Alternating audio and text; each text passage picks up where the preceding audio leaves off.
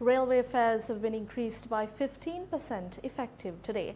Meanwhile, the prices of several other goods and services were increased last week, parallel to the rise in crude oil prices. In the year ranging from September 2017 to September 2018, the price of a litre of petrol has been increased by 32 rupees, the price of a litre of diesel by 28 rupees and the price of a litre of kerosene by 26 rupees. The price of a domestic gas cylinder has increased by more than 400 rupees during this period. While energy prices are increasing, the public are also facing rising costs in food and essential services like transportation.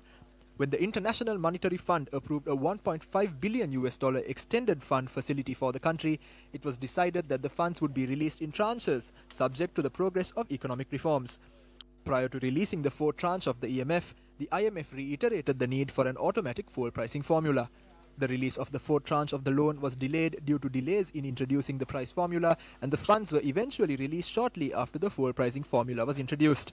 While the IMF concluded its progress review ahead of the release of the fifth tranche of the loan last week, the IMF expressed appreciation over the implementation of the fuel pricing formula. While fuel prices are calculated on the 10th of each month, the following statement made recently by the finance minister is a good indicator of which way prices are headed this month.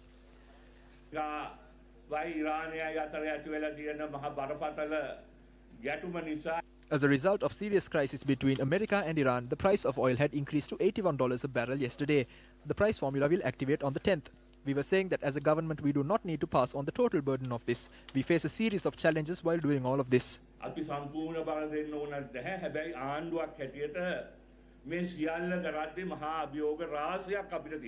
Following the collapse of the rupee against the dollar, will fuel prices be increased to cover the rising cost of importing oil? Or will oil prices be increased to mitigate the losses incurred by Sepetco, citing continuous calls from the IMF for state-owned enterprises to be profitable? These formulas should be introduced at a level suitable to Sri Lanka and not based on the demands of the IMF. We stopped this when they tried to do it once before. We stopped it because it was not suitable for the country.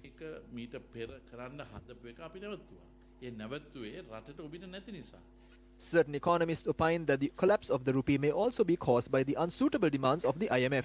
In this backdrop, the public are concerned about the government's enthusiasm or lack thereof to attract investment. While a complaint was made recently to the president that a certain subject minister had demanded a kickback from a European investor seeking to introduce a high-powered train engine and carriage manufacturing business in Sri Lanka, it does not appear that this is being investigated.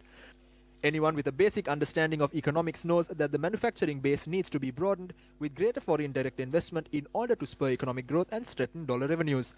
However, these incidents ensure that investor confidence remains low. When investments do not come here, the burdening of the people through various formulas cannot be prevented.